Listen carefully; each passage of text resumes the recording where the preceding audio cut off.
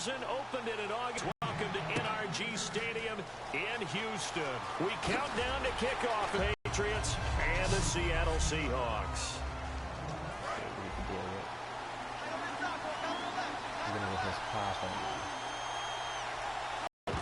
And his first pass is incomplete.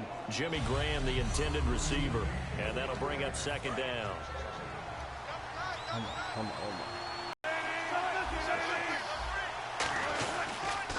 Here's Thomas Rawls with his first carry. And the window closes quickly. He'll only get up to the 22-yard line. Just a gain of a yard there, and now it'll be third down. So trouble already here on their opening drive. This is 3rd and 9. Play action. Now Wilson. Finding time. And incomplete. The contact made the ball roam free and brings up 4th down. And he's certainly not a guy that drops that football very often. Indeed, because that's a bit of a surprise. I know he's in the middle of some traffic and people, bodies all around him, but he usually has the focus to haul that one in. And this may be a big early turning point in this Super Bowl. They're going to go for it on 4th down here. Throwing is Wilson. The Pats are going to get there. Down he goes. Chris Long. He's the one that got to him. He takes him down for a loss of 9. So shall we say a bold decision to go for it, and that bold decision does not pay off. And when you talk about bold, you're saying all caps? All caps. Yeah, without a doubt. Maybe they're telling their defense they have a lot of faith in them. I mean, that's how you have to spin it, is that you tell your defense, you know something?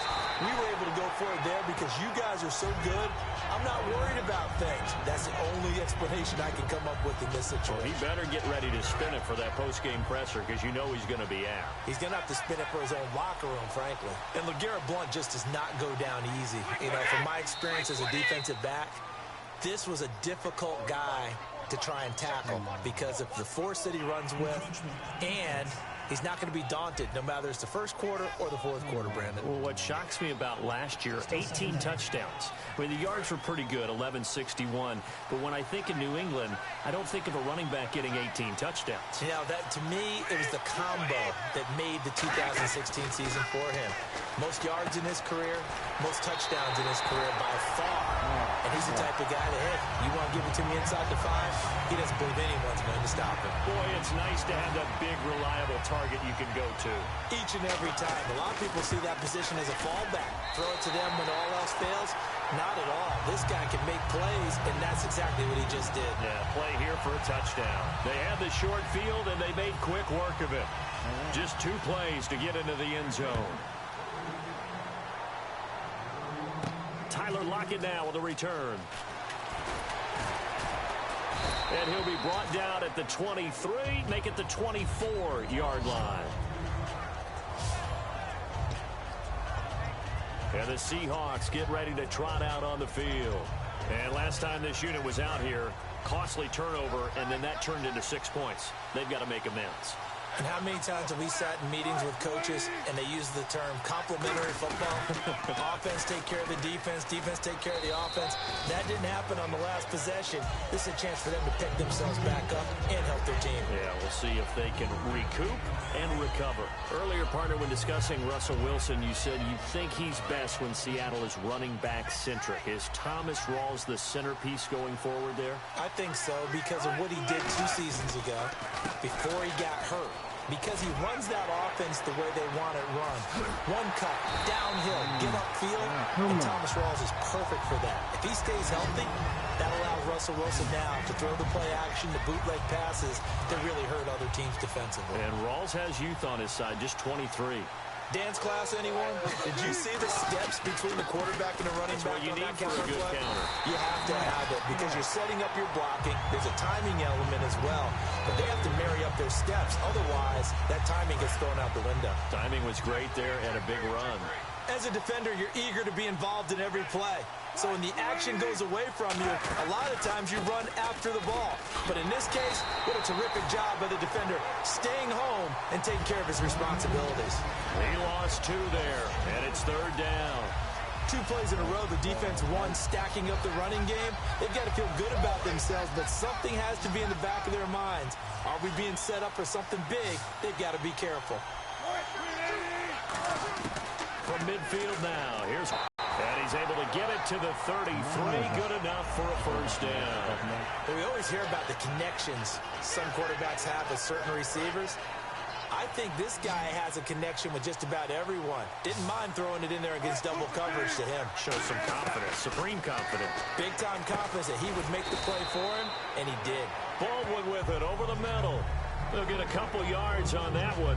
Baldwin coming off his first Pro Bowl appearance. He had career highs, Charles, in catches with 94, over 1,100 yards. That also a career high. Pretty good season for Doug Baldwin. And I think the place that he really started to take off was midway through 2015.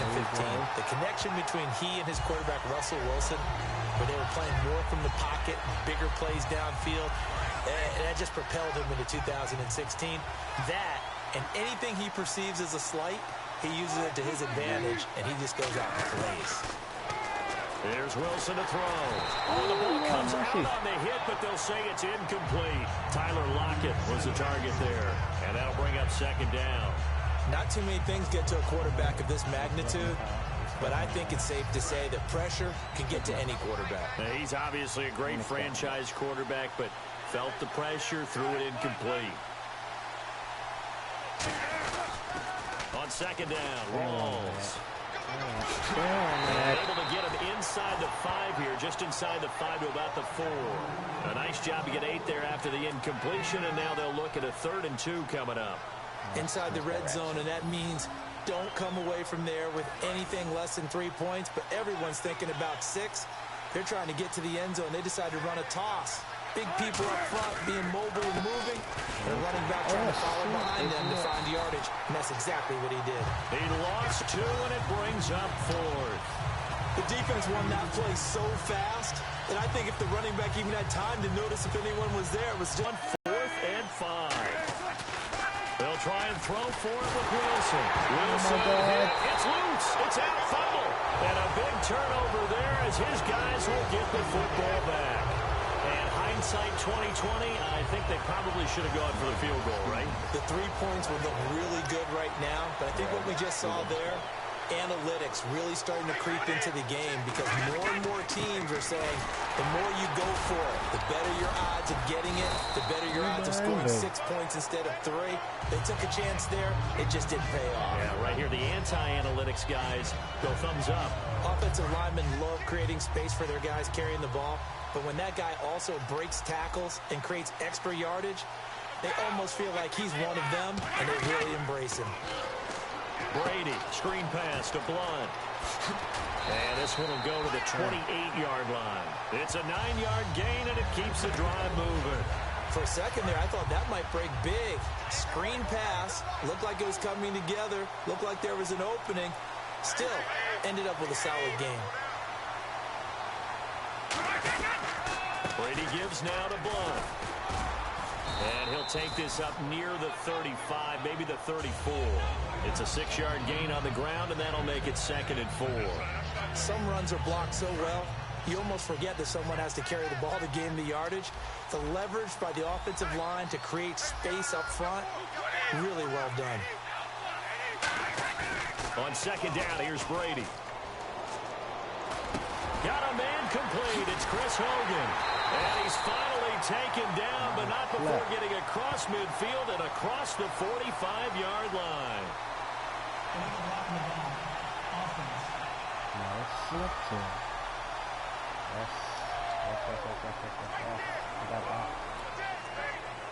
And the offense moving in the wrong direction here now as they face a 2nd and 12.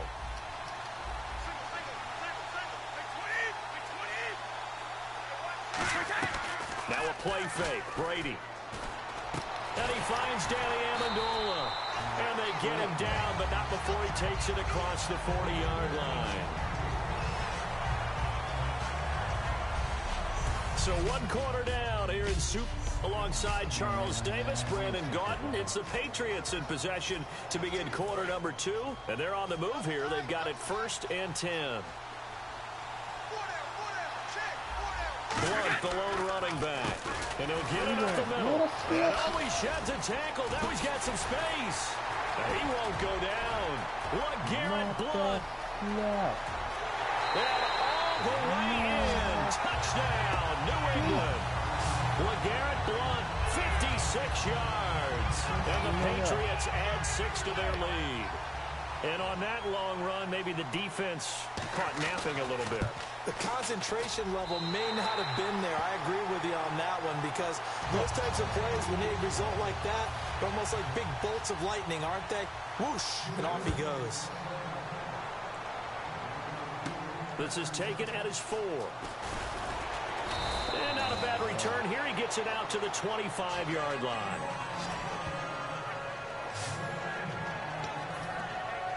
The Seattle now ready to march onto the field. And so close to hitting pay dirt last time. Fumbling down near the goal line. Now, how does that affect their psyche this time around? It's a tester, that's for sure, because to be that close and come away with no points is really disappointing, not just for the guys on offense, but the defensive players, too, who thought, hey, we're going to put some points up and have a little momentum going. They've got to find a way to just get it out of their minds, let it go, short-term memory, and move on to the next series. Here's Wilson. He's going to flip that out to the flat. It's complete. And he'll be brought down right at the 45-yard line. It'll be a gain of 6, and it'll be a second down. And at his size, he's a smaller back. You can get him to football. He can kind of get lost, make someone miss. It's good for him. Yeah, it's great for him. I like what you said there. Sometimes he gets lost in the traffic a little bit. Into double coverage, and it's intercepted. Picked up by Eric Rowe. And they will set up shop at their own 41-yard line. Okay, partners, New England comes out here to take the field on offense. This is such an interesting story, how they've been able to do it year after year after year. Guys talk about parity in the NFL. Well, New England has kind of transcended that parity, and they've done it with guys that you don't normally think of as household names. The parts keep changing for New England. That's the amazing part. On offense, all right? Offensive linemen change, receivers change, running backs change. We know the one constant is Tom Brady. And that's a huge deal for them. But to be able to do it in what you call the parity times, and you're exactly right, everyone's supposed to be pretty equal. New England still a top 10 offense year in and year out. In 2016, they were number 4, and that helped them with a number 1 ranked defense as well. It was a good, nice, crisp run for a first down. I wonder if the defense might have been loosened up a little bit, maybe anticipating a pass instead of the run that they got. Blount, the lone running back. And they'll get it up the middle. And that play goes nowhere. Taken down, losing yardage at the 50, right at midfield. That's going to go as a loss of a yard, and it'll be second down. Well, there they went blitz defensively, Charles, and things were paved well coming from the linebacker position. I love the way that you described it, paved well. Oftentimes, the guy who gets home on the blitz, he's going to get all the credit. But his teammates did all the dirty work, right? They ran into people on purpose. They sometimes tugged on jerseys to hold linemen to create space and gaps. And that play finished off really, really well. Well conceived, well designed, and even better executed. Brady now on first down. On the slant, he gets it to Gronkowski. And they'll get this one down to about the 20-yard line. It'll go as a gain of 12. Gronkowski may have had to miss the Super Bowl with an injury, but he was active in that parade, and now he's back on the field. And I'll tell you what, something you mentioned to me is that he was a big cheerleader for his teammates, never hung his head through the injury, celebrated with him all the way through the title. We've seen superstars in the past, when their team does well without them, they're happy, but they recede into the background, right? They get out of the way because it does hurt them a little bit. They do have pride. They want to feel like, hey, without me, they may take a little bit of a step back. But with Gronk, you never saw that. You saw him with him every step of the way, cheering his team on, happy for their success. They went 11-0 without him in 2016, but I know this, they don't want to try it again. They want the build really built around the guy throwing the football. But these short runs, they still pay dividends because they can take their toll on a defense, and they can add up as the game goes along. You control the clock, you control the ball, and that way you often control the game. Throwing is Brady on third down. He gets it into the hands of Gronkowski, complete. They get 7 there, but it brings up 4th. A short game that doesn't get them the first down brings up a 4th down situation. Really nice job defensively. They knew where the sticks were. They got the stop before it.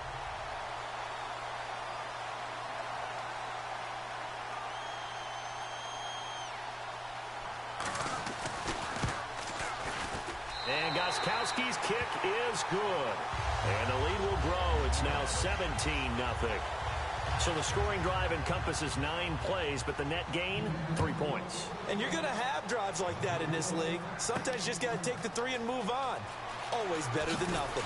And he's up past the 20 to the 22-yard line.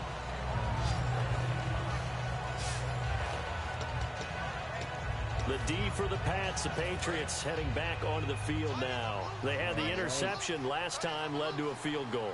And kept points off the board against them as well. What a great way to end a drive. Take it away and set your offense up to put points on the board themselves. The only thing would have been better, a touchdown. Now they'll be looking to get the stop and lead to that here on the next drive. A nice pickup there of 11 yards, and it'll move the sticks. You know, Charles, for Graham, so much concern early in the season about whether he'd be ready to play this year, what would happen recovering from the tendon.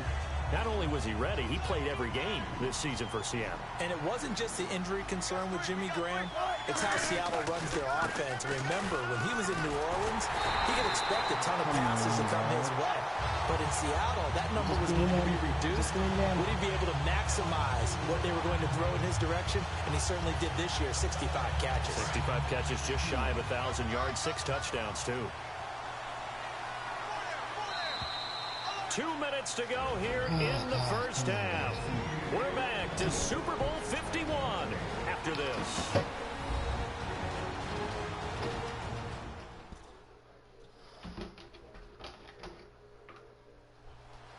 A reminder, coming up at the intermission, we'll get highlights of this Super Bowl from Larry Ridley and the crew in Orlando with our EA Sports halftime report. Let's go for this.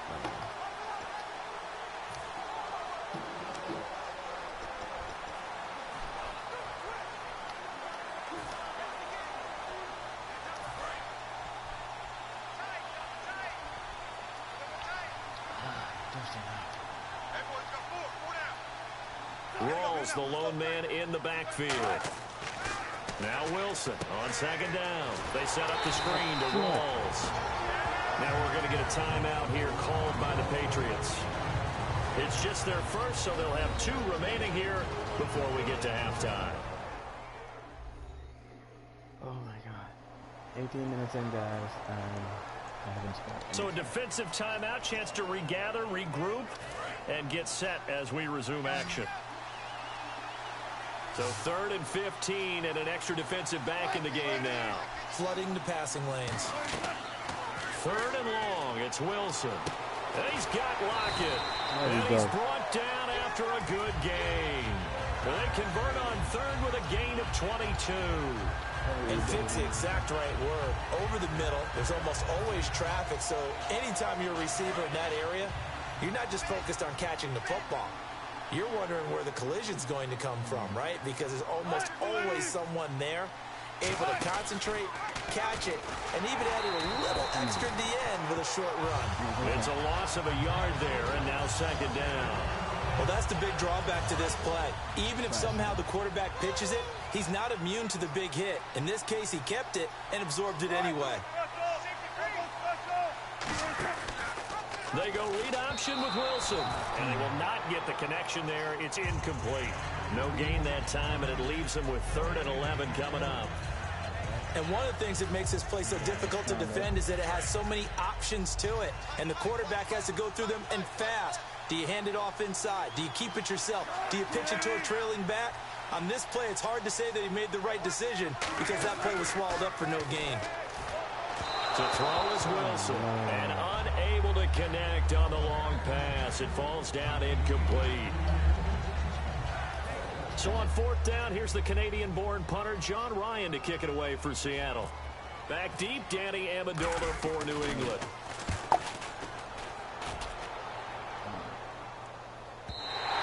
And problem spreading to the punt team now. This one goes all the way into the end zone on the fly, so that'll come back to the 20. Here come the Patriots again on offense, the Super Bowl champions, and boy, they have been able to do it a lot of times, Charles, with unsung heroes, haven't they? Look at the names that led them through the playoffs.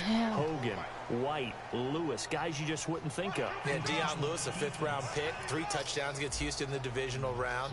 Chris Hogan, undrafted, He ends up having 180 yards in receptions, including 5 plays of 20 yards or more against the Pittsburgh Steelers. And how about James White, a 4th-round pick out of Wisconsin? Think about who he played behind while he was at Wisconsin, and he turns out to be the unsung hero of the Super Bowl.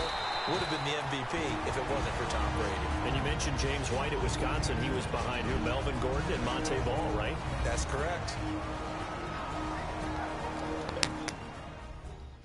All right, y'all. Stop blocking.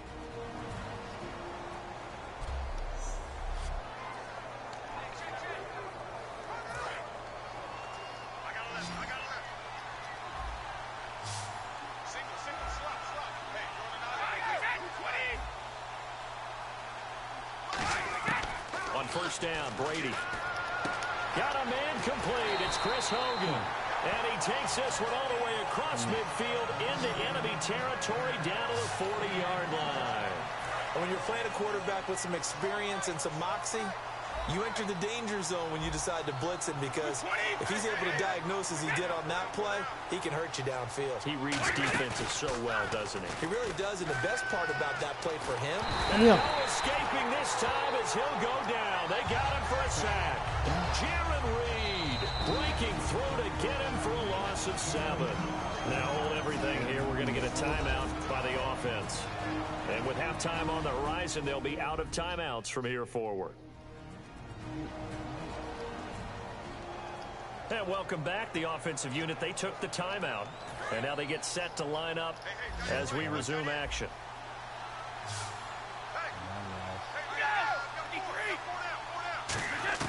On second down, here's Brady. And that will be incomplete with a clock showing 18 seconds now to go. Holding offense. There we go.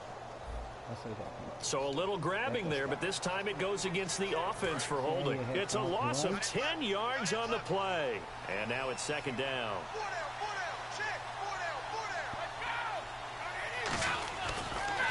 Now Blunt. And some space here.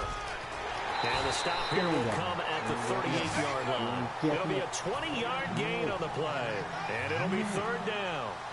And now it looks like they're going to be in the hurry-up. And he spikes it to stop the clock. And now if they choose, they'll have a chance at maybe a long field goal try here just before the break.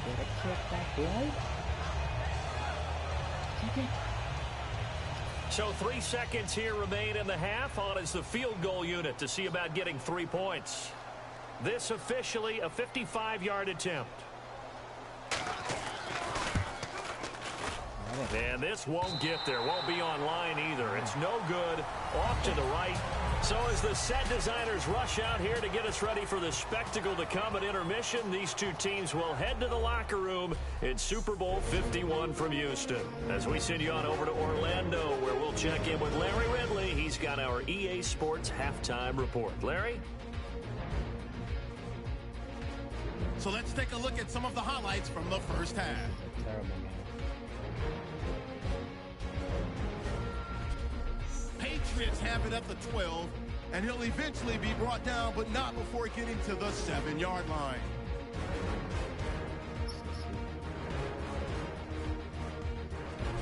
Seahawks have it at the 7. Here we'll get a fumble on the run.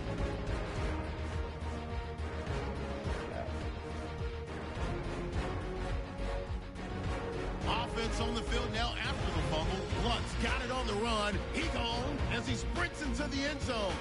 Lead now at 14. Did you seriously just skip the halftime of the Super Bowl? Who does that? It's a Super Bowl. Watch the halftime show. All right, here we go. Third quarter action now. Now Dion Lewis to return.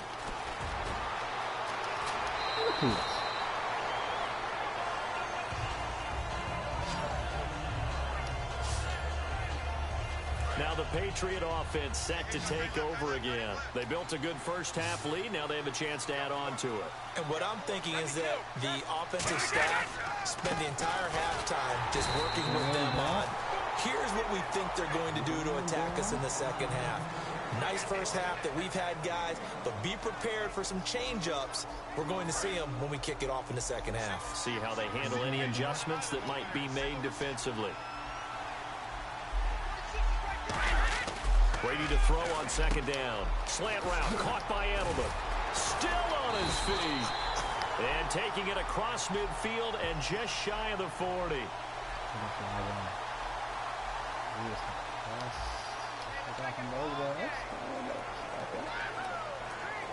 So that last play called back after the penalty, 2nd and long here.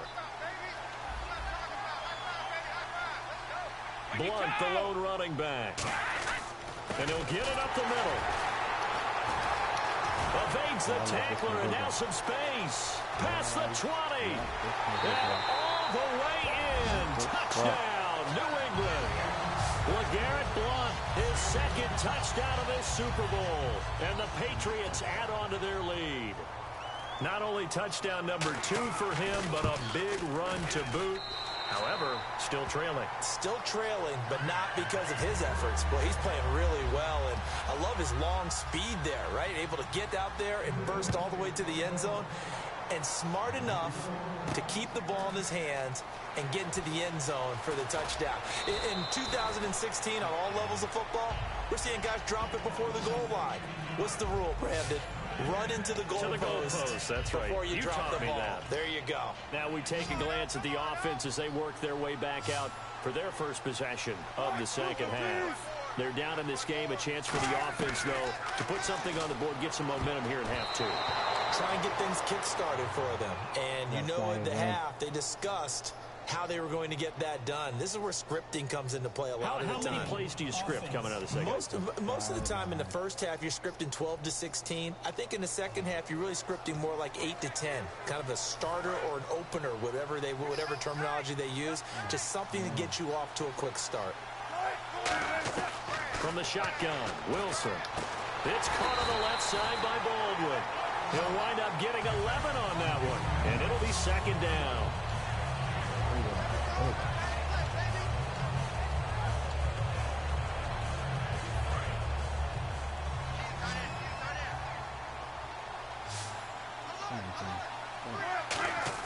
On 2nd down, here's Wilson. And left side here, it's Graham.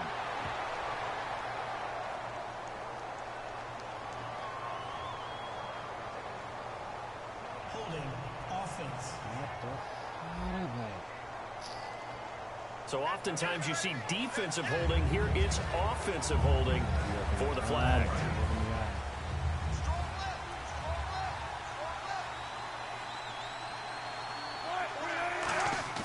Now Wilson on 2nd down.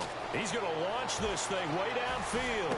But when this ball's tipped and intercepted, picked off by Logan Ryan. And to the 40-yard line, that's where the return stops.